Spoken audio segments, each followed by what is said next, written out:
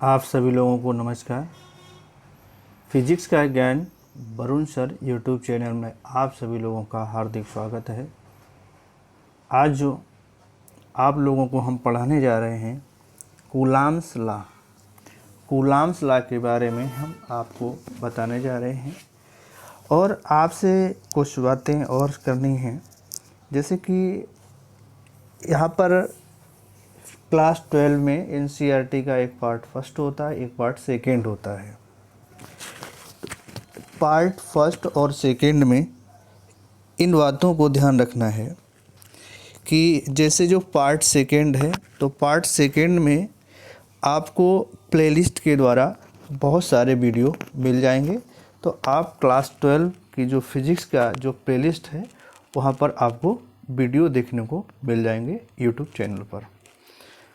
और अब जो एनसीईआरटी का जो फर्स्ट पार्ट है, तो अब हम उसके वीडियो यहाँ पर अपलोड कर रहे हैं। तो यहाँ पर जो अब वीडियो अपलोड कर रहे हैं ये फर्स्ट पार्ट के रहेंगे मोस्टली ज़्यादा। सेकेंड पार्ट में हम कम लाएंगे, फर्स्ट पार्ट में वीडियो ज़्यादा लाएंगे और आप सभी लोग इन वीडियो को ज़रूर देखें। तो आज हम स्टार्ट करते हैं कूलाम्स लॉ। देखिए कूलाम्स लॉ, ठीक है। तो कूलाम्स लॉ क्या है कि जैसे आप जानिए कि दो आपके पास पॉइंट चार्जेज होंगे, तो उन दो पॉइंट चार्जेज में या तो पॉजिटिव हों या नेगेटिव पॉजिटिव हो या नेगेटिव हो, दोनों बोथ आर। यहाँ से ये जो है according to Coulomb's law, two stationary point charge होंगे तो उनमें अट्रैक्शन भी फोर्स लगेगा और रिपल्सन फोर्स लगेगा। तो इसका जो स्टेटमेंट है वो क्या है बेटा है, क्योंकि according to this law two stationary point charges repel or attract each other with a force which is directly proportional to the product of the charges and inversely proportional to the square of the distance between them. This force is along the line joining of two charges. कि यहाँ पर जैसे दो charges दिए गए हैं, आपके दो स्थिर बिंदु आवेश, ठीक है, आकर्षण या प्रतिकर्षण फोर्स जो होगा वो उन दो चार्जों के गुणनफल के अनुक्रमानुपाती होगा तथा वहाँ पर क्या है Q1 और Q2 यानी दो चार्जों के बीच की जो दूरी है उसके क्या होगा स्क्वायर के व्युत्क्रमानुपाती होगा। तो यहाँ पर ये हमने दो चार्जेस लिए यानी Q1 और Q2, तो इनके बीच की डिस्टेंस आपकी क्या होगी, सेपरेटेड डिस्टेंस आपकी स्मॉल r है। तो यहाँ पर जैसे हमने आपको बोला था कि जो चार्ज का प्रोडक्ट है वो फोर्स के डायरेक्टली प्रोपोर्शनल है, तो यहाँ पर क्या हो गया बेटा AF प्रोपोर्शनल Q1 Q2 और AF प्रोपोर्शनल 1/r², ठीक है। यहाँ से बेटा AF proportional Q1 Q2 upon r² हुआ है, तो हमने यहाँ पर क्या कंबाइन किया। तो जब कंबाइन किया तो प्रोपोर्शनल्स का साइन जब हम रिमूव करते हैं तो यहाँ से हम बेटा क्या लेते हैं, K कांस्टेंट लेते हैं।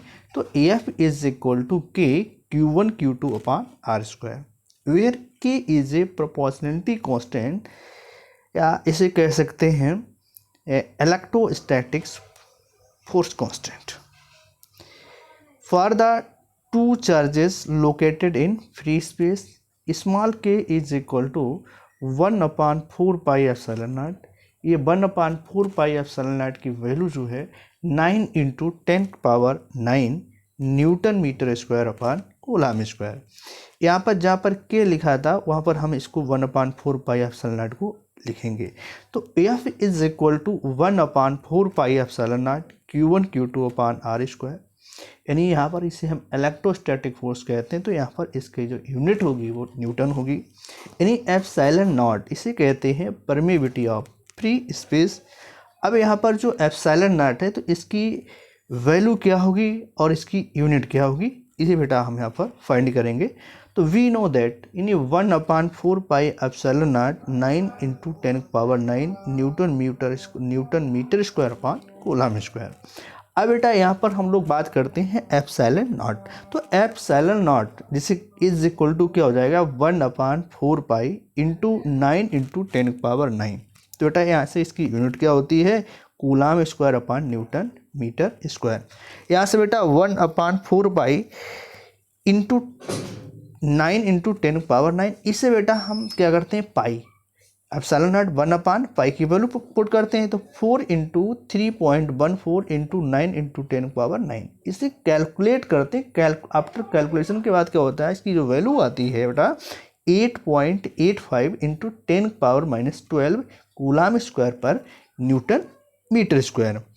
अब बेटा यहाँ पर हम इसकी डायमेंशंस निकालते हैं कि जैसे एप्सिलॉन नॉट, इसका डायमेंशनल फार्मूला क्या होगा बेटा कि epsilon not 1/4 pi epsilon naught Q1 Q2 upon AF R square. जैसे 1/4 पाई है, ये बेटा कांस्टेंट है, तो ये तो हमारा डायमेंशनलेस हो जाएगा Q1 और Q2। इसकी बेटा जो डायमेंशन चार्ज की होती है AT होती है, यहाँ पर Q1 Q2 है तो यहाँ पर A स्क्वायर और T स्क्वायर हो जाएगा। AF बेटा की डायमेंशन क्या होती है, डायमेंशन फार्मूला AML-T-2 अपान और बेटा R स्क्वायर मल्टीपल में तो यहाँ पर L2 और हो जाएगा। तो यहाँ पर जो एप्सिलॉन नॉट है, तो इसकी जो डायमेंशनल फार्मूला बेटा है AM-1 AL3 T4 A square.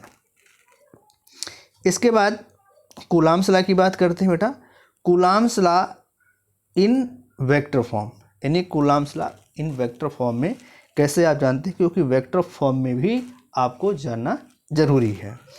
तो coulombs law in vector form, जिसे कूलाम्स लॉ, ये आपके पास चार्ज है, यहाँ पर जो चार्ज दिए गए हैं ये आपके बेटा क्या है Q1 और Q2 हैं, ठीक है। अब यहाँ से देखिए कि टू पॉजिटिव चार्जेस हैं Q1 एंड Q2, डिस्टेंस क्या है यहाँ पर स्मॉल r है। अब यहाँ पर आपने एक चार्ज लिया Q1 और एक चार्ज आपने Q2 लिया, तो यहाँ पर ये जो F21 है, तो F21 का मतलब क्या है कि यहाँ पर force on Q2 due to charge Q1।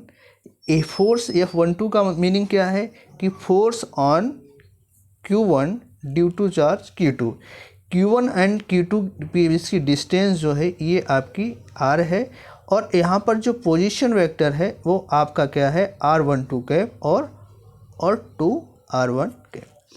यहाँ से अगर आपको इस तरह से मिलता है कि Q1 और Q2 ग्रेटर देन 0, यानी यहाँ पर Q1 और Q2 का जो मल्टीपल है अगर 0 से ज़्यादा मिलेगा तो आप समझ जाइए यहाँ पर रिपल्सिव फोर्स कर रहा है। अगर Q1 और Q2, ठीक है, इनका जो मल्टीपल है अगर 0 से कम मिलता है तो यानी आप समझ जाइए यहाँ पर अट्रैक्शन फोर्स वर्क कर रहा है। तो अब हम बेटा यहाँ पर आगे बढ़ते हैं। यहाँ पर आप जैसे बात करते हैं जैसे AF21, तो AF21 को हम कैसे लिखेंगे, तो यहाँ पर आप देख रहे होंगे कि यहाँ AF21 की डायरेक्शन ये है, तो यहाँ पर R12 की डायरेक्शन है, तो AF21 वेक्टर लिखेंगे, तो AF21 vector 1/4 pi epsilon naught Q1 Q2 अपान R स्क्वायर। तो यहाँ पर पोजीशन वेक्टर की जो डायरेक्शन है वो बेटा क्या है R1 कैफ 12। तो यहाँ पर हमने लिखा है कि R कैफ 12 लिख दिया। अगर हम इसको R12 कैफ को अगर और चेंज करना चाहें, इसको एक्सपेंशन और कर दें, तो यहाँ पर हमारा क्या हो जाएगा जैसे R12, तो R12 कैप, तो ये बेटा क्या होता है R12 वेक्टर अपान R। तो ये वैल्यू जब यहाँ पर हम रखेंगे तो जैसे ये एक R स्क्वायर ये हो गया, और ये जब R वेक्टर और ये इसको रखेंगे तो यहाँ से हमारा क्या जाएगा कि 1/4 pi epsilon naught Q1 Q2 अपान R cube into R vector. ये हमारा इस तरह से बेटा यहाँ से आ जाता है। अब हम लोग आगे बढ़ते हैं बेटा। तो अगर हमें AF12 लिखना तो AF12 कैसे लिखेंगे 1/4 pi epsilon naught Q1 Q2 अपान R स्क्वायर डॉट R21, ठीक है, इसको हम इस तरह से लिखेंगे। अगर हम इसी यूनिट वेक्टर को अगर यहाँ तक आएंगे तो यहाँ पर हमारा क्या हो जाएगा कि 1/4 pi epsilon naught Q1 Q2 R21 vector upon R cube. यहाँ पर जैसे आपने देखा होगा, जैसे हमने लिखा है कि R12 वेक्टर का मतलब क्या होता है, जैसे R12 कैप है is equal to R12 vector upon R is a unit vector in the direction from Q1 to Q2। नहीं, R21 cap is equal to R21 vector upon R is a unit vector in the direction from Q2 to Q1। Next है, अगर जैसे आपका charge है Coulombian forces between unlike charges Q1 and Q2 less than 0, यानी यहाँ पर अगर positive और नेगेटिव चार्ज हो आपके पास तो ये यहाँ पर जैसे लिखा अनलाइक चार्जेस। तो अनलाइक चार्ज का मतलब क्या है कि यहाँ पर अनलाइक चार्जेस का मतलब ये है बेटा यहाँ पर कि जैसे आपके पास पॉजिटिव और नेगेटिव जो है दो चार्ज हैं, पॉजिटिव और नेगेटिव दो चार्जेज होंगे आपके, तो उनमें फोर्स की डायरेक्शन क्या है तो ये यहाँ पर दिखाया गया है। ठीक है, अब हम लोग आगे बढ़ते हैं नेक्स्ट पेज पर। अब यहाँ पर हमने कुछ इम्पोर्टेंस पॉइंट दिए हुए हैं, जैसे इम्पोर्टेंस पॉइंट हैं यहाँ पर, इनको आप ज़रूर समझें।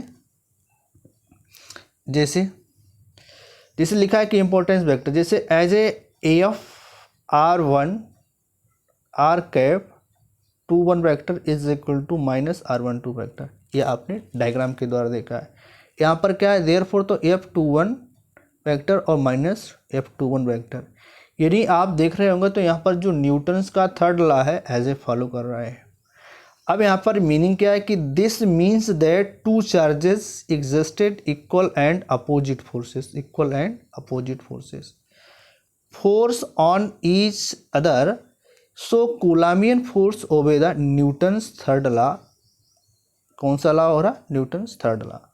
फिर कह रहा है as the Coulombian force act along the F12 और F21 along the line joining the centre of charges, so they are the central forces.